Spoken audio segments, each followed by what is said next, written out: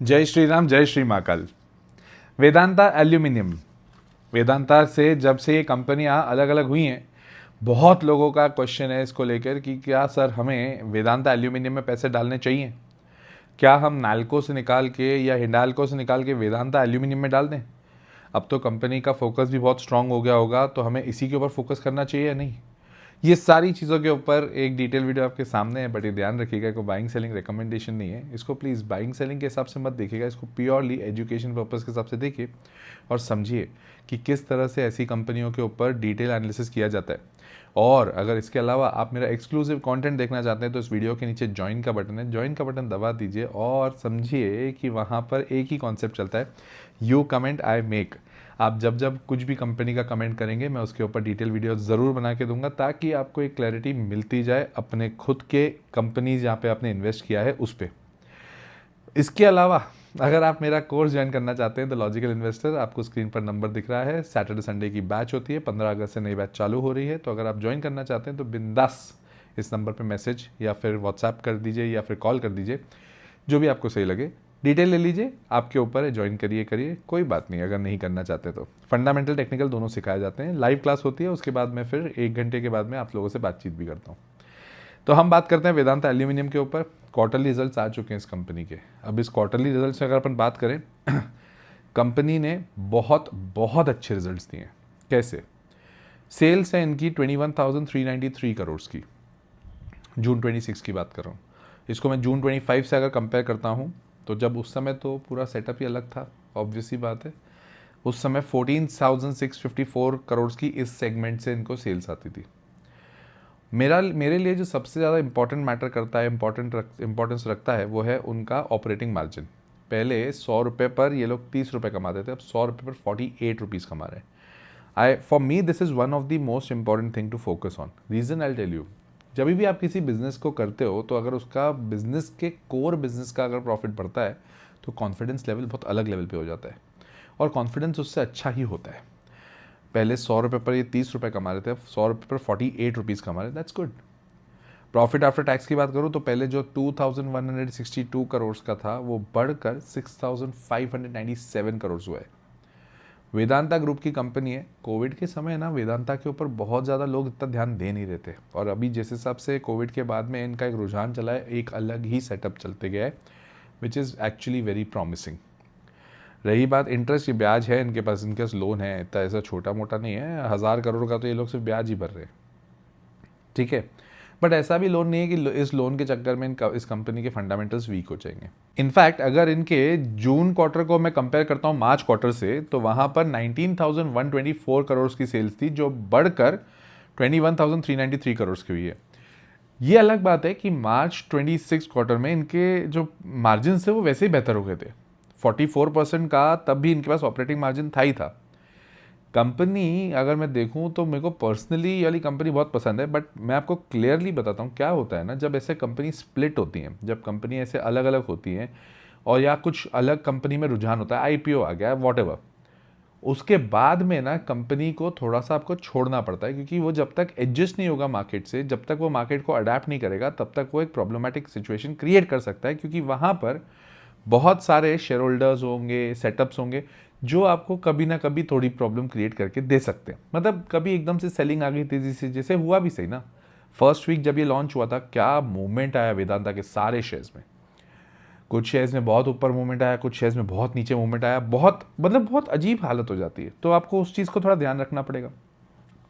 रही बात प्रमोटर की, 56% पे प्रमोटर अभी भी स्टेबल हैं, वो भी अभी रहेंगे ही रहेंगे कुछ टाइम तक। मेरे को अच्छी बात ये लगती है कि पब्लिक के पास 20% से कम की होल्डिंग है, 17% की होल्डिंग है, और FIIs के पास में 12.55% की होल्डिंग है, DIIs 14% पे है, ठीक है। मतलब अगर आप देखोगे फंडामेंटली कंपनी बहुत बढ़िया है, कोई डाउट नहीं है। मार्केट कैपिटलाइजेशन इसका 1,83,000 करोड़ का है, क्या बुरा है? अगर आपको नाल्को में डालना है, हिंडाल्को में डालना है, तो ऑटोमेटिकली हिंडाल्को सबसे बड़ी कंपनी हो गई इस सेक्टर में, नाल्को, हिंडाल्को और वेदांता एल्यूमिनियम, ये 3 दिग्गज कंपनियां हैं अगर आपको एल्यूमिनियम में पैसे डालने हैं। प्राइस अर्निंग रेशियो इसका देखोगे 11.6 का है, जबकि इंडस्ट्री का 19 पे है।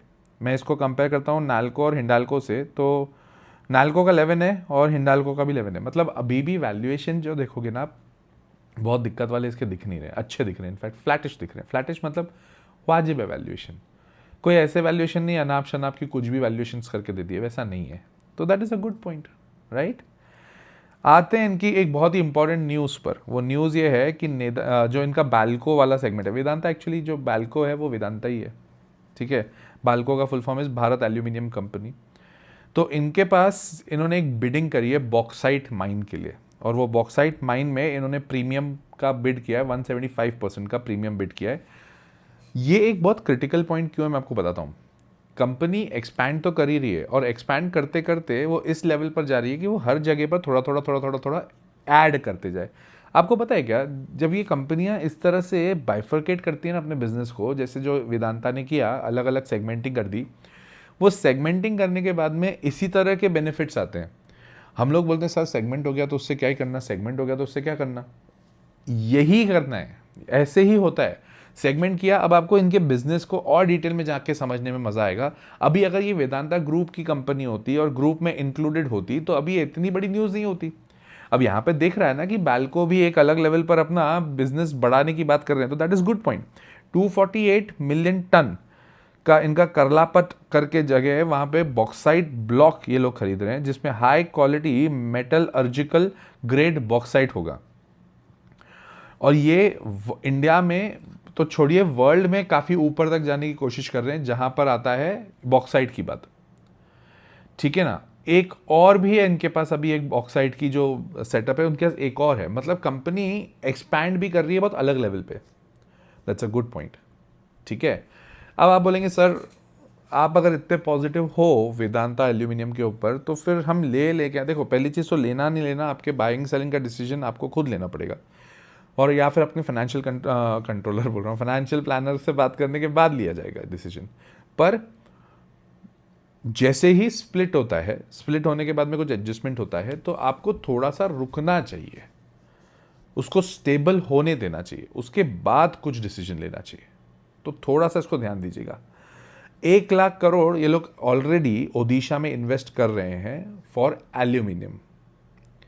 मेरे को कोई दिक्कत नहीं है इस बात को लेके, ये लोग बहुत ही अलग लेवल पे काम करते जा रहे हैं, और वेदांता ग्रुप बहुत बढ़िया चल रहा है ऑल ओवर द सिचुएशन। देखिए अब अनलेस एंड अनटिल कुछ अलग सा फ्रॉड आता है कंपनी पे या एडजस्टमेंट, जैसे अभी हमने देखा था अदानी के ऊपर जैसे आया था, HDFC बैंक के ऊपर आया, अब ऐसी कुछ बड़ी न्यूज़ आ गई तो उसमें ना आपका कंट्रोल है ना मेरा कंट्रोल है, बट प्राइमा फेज ही अभी सब बढ़िया लग रहा है। स्पेसिफिकली मेटल इंडस्ट्री तब चलती है जब चाइना चलता है। मैं आपको इसका एक रिलेवेंस बताता हूँ।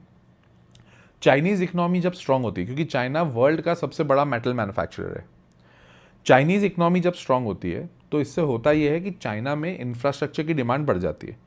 जब चाइना में इंफ्रास्ट्रक्चर की डिमांड बढ़ती है तो चाइना कोशिश करता है कि जितनी भी उनकी रिक्वायरमेंट है वो खुद पूरी करे, तो ऑटोमेटिकली चाइना में डिमांड बढ़ जाती है। चाइना ही सप्लाई करता है तो वो भी एक पॉजिटिव बात होती है, राइट। तो ये धीरे धीरे जब इंफ्रास्ट्रक्चर ग्रो होता है, सब चीज़ें बढ़ती जाती है, तो चाइना में डिमांड बढ़ेगी, तो चाइना के वहीं पर उनका सप्लाई हो जाएगा बराबर। तो वर्ल्ड को तो जो मेटल चाहिए फिर वो कैसे देगा, तो चाइना फिर वो कम दे पाता है, तो उसके लिए वर्ल्ड जो नज़र रखता है वो रखता है इंडिया पे, इंडिया से फिर मेटल जाता है, ठीक है ना।